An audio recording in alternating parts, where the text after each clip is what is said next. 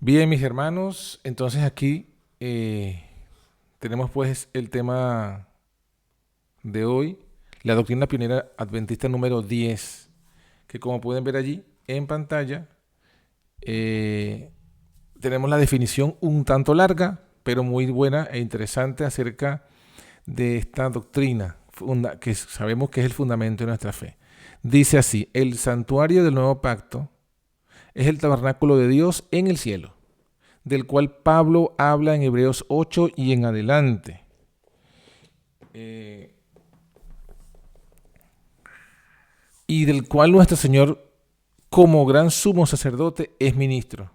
Que este santuario es el antitipo del tabernáculo mosaico y que la obra sacerdotal de nuestro Señor, con la cual está conectada, es el antitipo de la obra de los sacerdotes judíos de la dispensación anterior.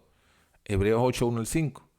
Que este y no en la tierra es el santuario que será purificado al final de los 2300 días. Lo que es lo que es denominado su purificación, en este caso, es en este caso como en el tipo simplemente la entrada del sumo sacerdote al lugar santísimo para terminar la ronda del servicio con la cual está conectada, hacer de expiación, quitar del santuario los pecados los cuales han sido transferidos a este por medio de la administración en el primer departamento, Levítico 16, Hebreos 9, 22 y 23, y que esta obra en el antitipo, empezando en 1844, consiste efectivamente en borrar los pecados de los creyentes, según Hechos 3:19, y ocupa un espacio de tiempo breve, pero indefinido, a cuya conclusión la obra de misericordia para el mundo habrá terminado y tomará lugar la segunda venida de Cristo. Entonces ahí tenemos lo que sería pues entonces el resumen de esta doctrina. Ahora vamos a esbozar un poco lo que ya sabemos y conocemos de ella, o lo que vamos a conocer más de esta, viendo lo que dice pues la Biblia, desarrollando básicamente este mismo párrafo, pero de una forma un tanto distinta, y es como aquí en este resumen se hace un paralelismo, se habla del paralelismo que hay entre el santuario del nuevo pacto y el santuario del antiguo pacto, el mosaico. Entonces vamos a tratar de hacer ese paralelismo mostrándolo, ¿no? Y viendo lo que se menciona. Vamos a ir entonces, ¿no? Entonces, lo primero que tenemos justamente es, se menciona que hay dos dispensaciones, ¿no? El antiguo pacto y el nuevo pacto, según Hebreos 8, del 8 al 13. Dice aquí, el fundamento bíblico es este. En Hebreos 8 dice: aquí vienen días, dice el Señor, y consumaré con la casa de Israel y con la casa de Judá un nuevo pacto.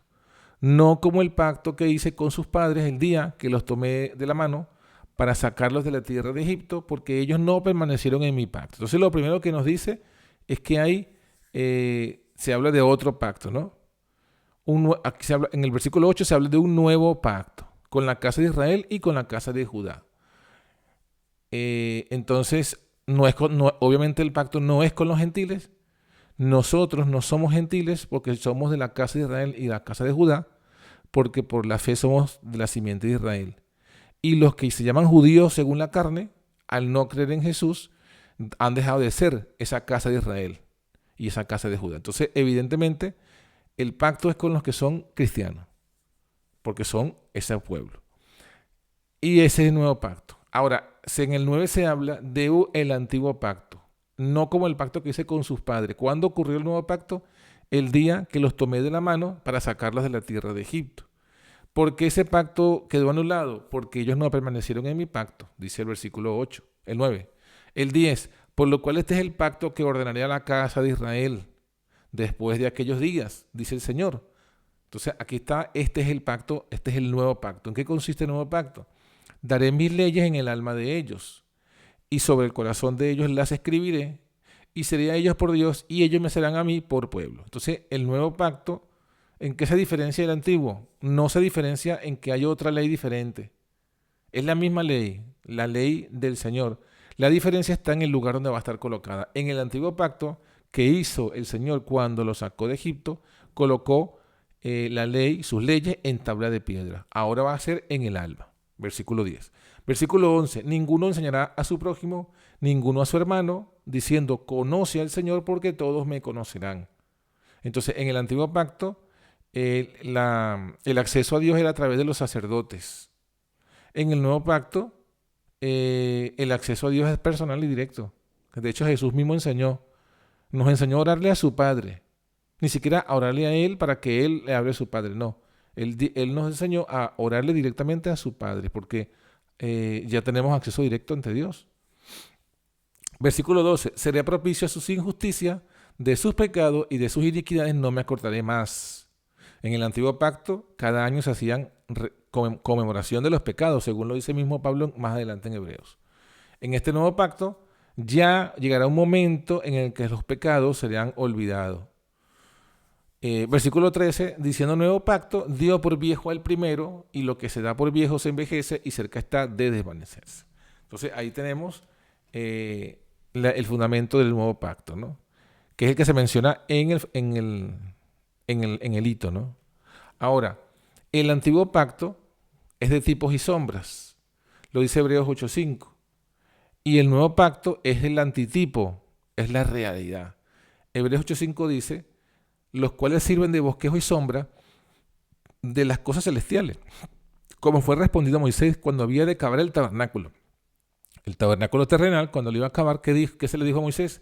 Mira, haz todas las cosas conforme al dechado, al modelo que te ha sido mostrado en el monte. En el antiguo pacto tenía un santuario terrenal y en el nuevo pacto tiene un santuario celestial.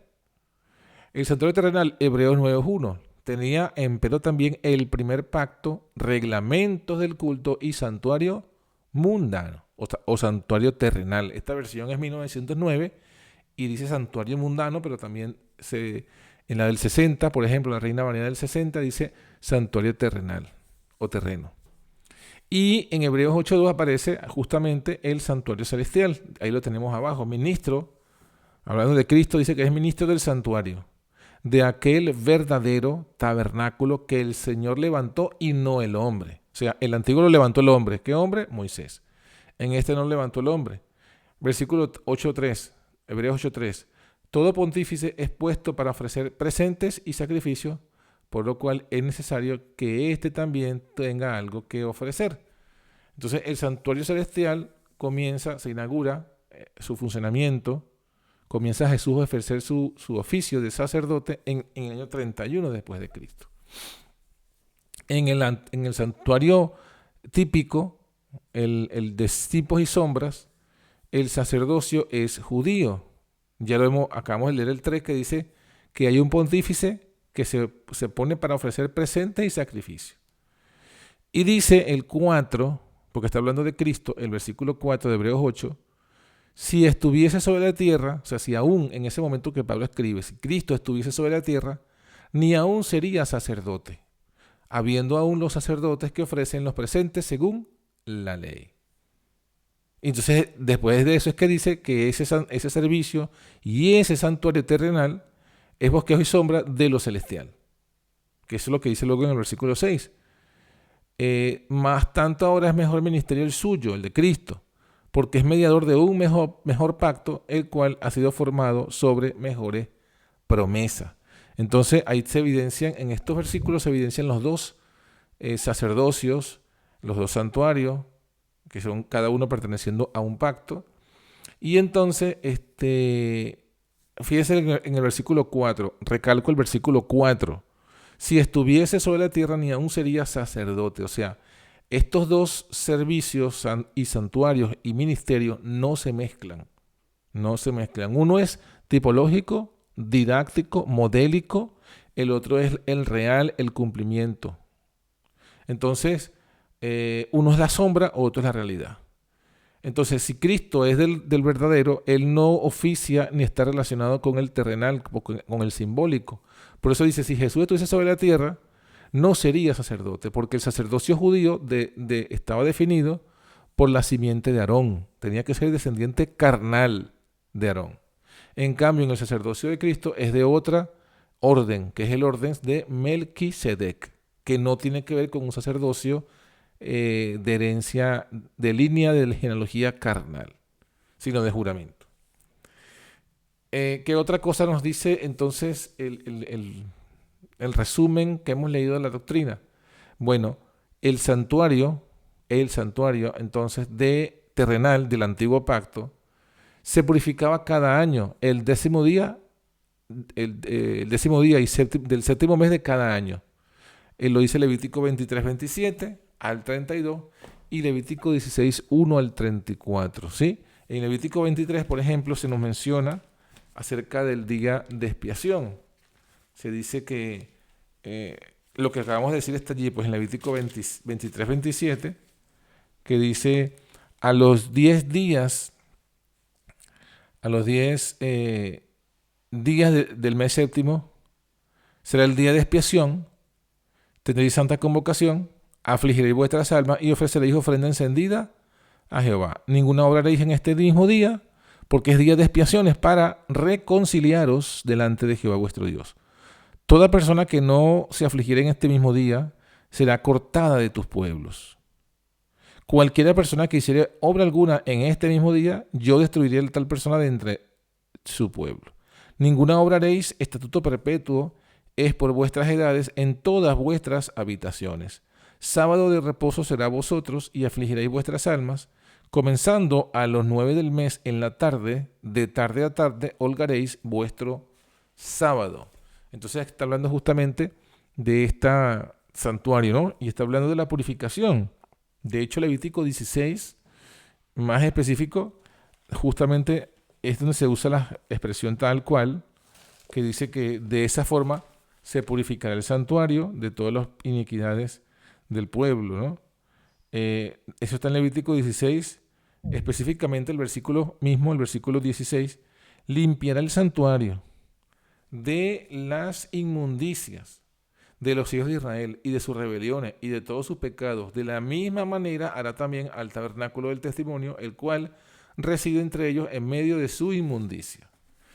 Eso entonces así se purificaba, o la fecha de la purificación del santuario terrenal ocurría entonces el 10º día del séptimo mes de cada año, se llamaba el día de la expiación, y que se expiaba, que se purificaba, que se limpiaba el santuario. ¿De qué se limpiaba?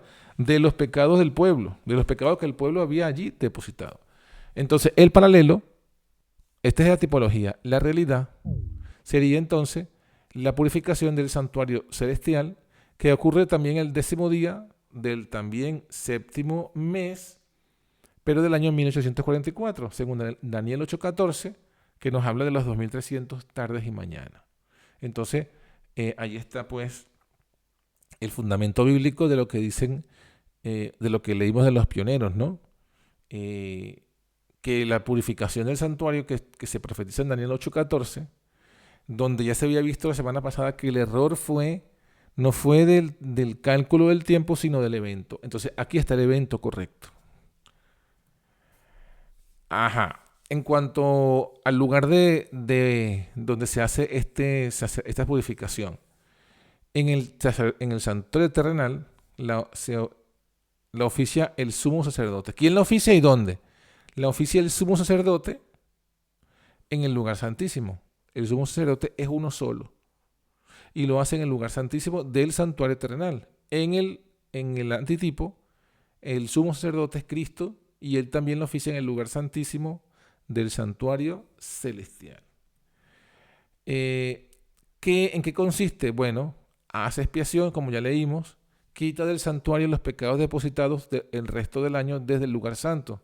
O sea, el resto del año la gente confesaba sus pecados, se las entregaba al sacerdote a través de la sangre del animal inocente. Traían un animal, ponían sus manos sobre el animal, confesaban sus pecados sobre el animal. La persona quedaba limpia o quedaba sin pecado, el pecado estaba sobre el animal era degollado, la paga del pecado de la muerte. La sangre entonces de ese animal era llevada por el sacerdote hacia adentro del velo, salpicaba 7 veces en el velo que separa el lugar santo del Santísimo, y así registraba los pecados que habían sido confesados en la puerta del tabernáculo de reunión. Esto era cada vez que la gente pecaba y se arrepentía y traía entonces su ofrenda. Eso está allí en Levítico 16, también está en Levítico 4. Y todo esto ocurría cada año. Entonces el día de la expiación era la limpieza de todo eso, de todos esos pecados. ¿Qué tipificaba? Bueno, el mismo tratamiento o el mismo manejo del pecado del hombre, porque justamente ese es el objetivo de lo que leímos.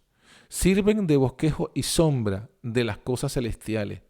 O sea, todo el santuario es un bosquejo y sombra del santuario celestial. El sacerdocio terrenal o el sacerdocio de ese santuario terrenal es un bosquejo y sombra del sacerdocio del santuario celestial.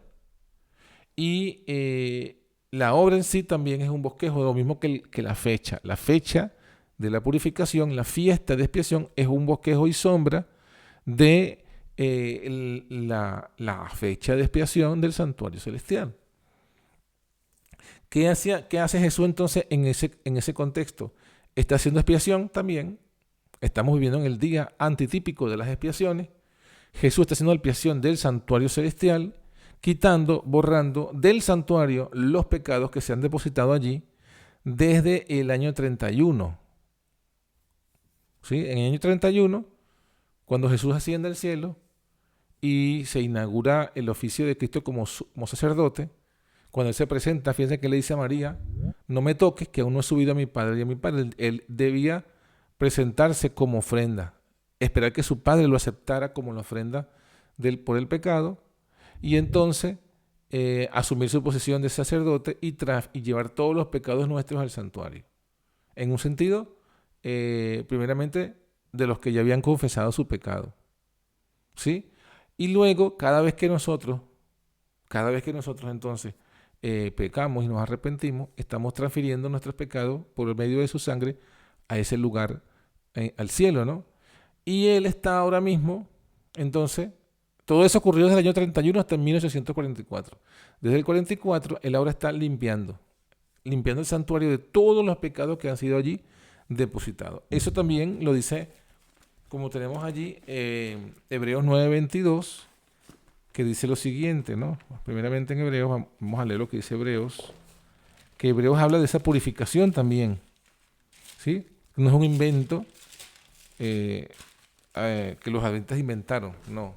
En Hebreos 9:22 y 23 dice: casi todo es purificado según la ley con sangre, y sin derramamiento de sangre no se hace remisión. El 23: fue pues necesario que las figuras de las cosas celestiales fuesen purificadas con estas cosas. O sea, está hablando en la primera parte del versículo 23, está hablando de la figura de las cosas celestiales. El santuario terrenal, que era figura del celestial, se purificaba con la sangre de animales.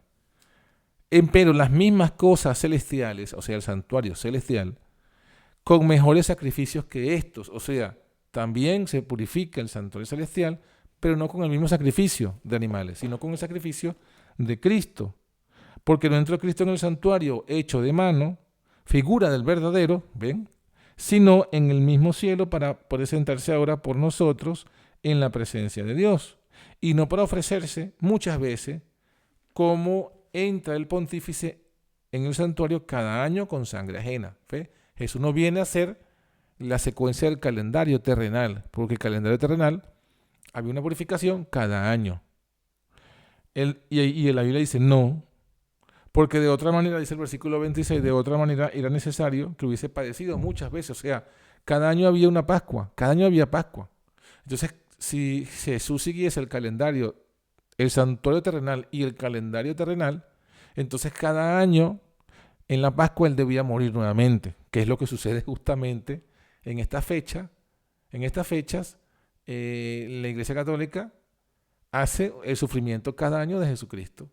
Cada año hace la pasión, cada año hace todo esto. Justamente, la Iglesia Católica ha hecho otra versión del santuario del Nuevo Pacto. Y la Iglesia Católica vive y hace que sus feligreses, o los que crean pues en ellos, vivan en una versión pagana del antiguo pacto. O sea, los judíos al presente, su fe vive todavía en el antiguo pacto. Y los católicos también. Y nosotros vivimos o debemos vivir en el nuevo pacto, porque lo que está ahora vigente es el nuevo pacto. Lo que realmente es vigente, lo que siempre ha sido vigente, porque realmente el antiguo pacto nunca quitó los pecados. No era real, ya lo leímos. Eran tipos y sombras, no era una realidad. La realidad siempre ha sido el nuevo pacto. ¿Para qué estaba el antiguo pacto? Para ser didáctico, para que la gente entendiera y su fe fuese el nuevo pacto. Bueno, ya leímos Hebreos. Ahora en Hechos 3:19, vamos a ir a Hechos 3:19, se nos menciona ese borramiento de los pecados, ¿no? Dice allí, Hechos 3:19, lo siguiente: así que arrepentíos y convertíos para que sean borrados vuestros pecados, pues que vendrán los tiempos de refrigerio de la presencia del Señor.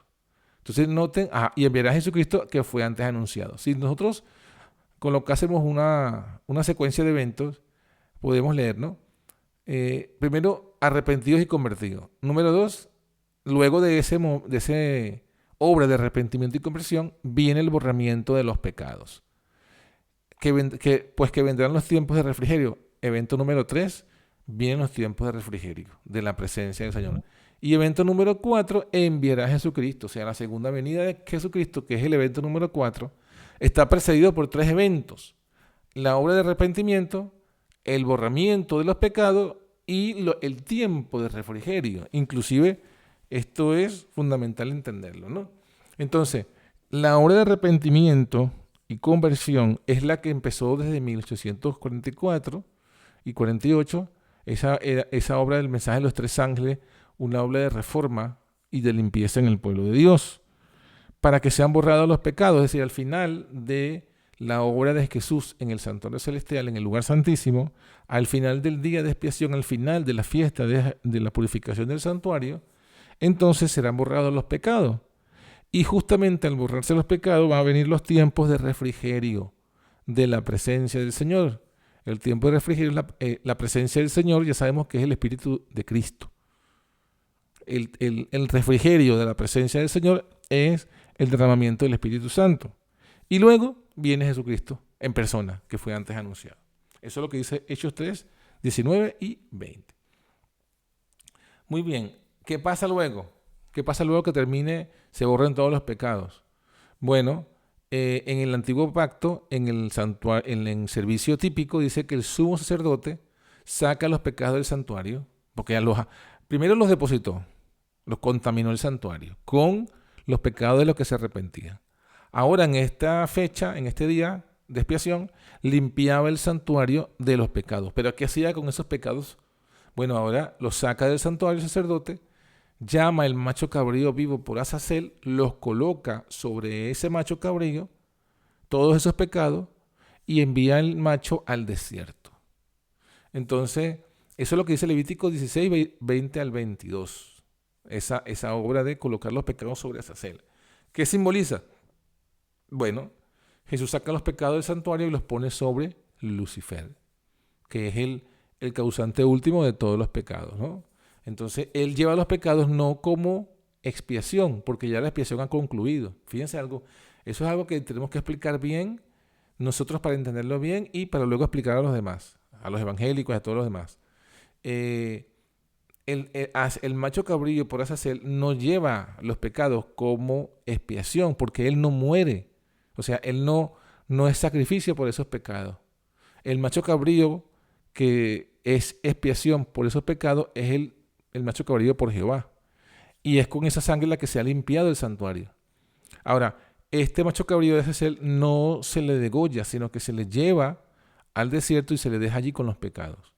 Entonces, por eso es que no es el mismo macho cabrillo. O sea, no pueden representar esos dos machos cabrillos a Cristo. Uno, el que muere, representa a Cristo que murió en sacrificio expiatorio, y el otro simboliza a Azazel, que los va a llevar no como sacrificio expiatorio, sino como culpable real, no como culpable sustituto, sino como culpable real o como originador de esos pecados.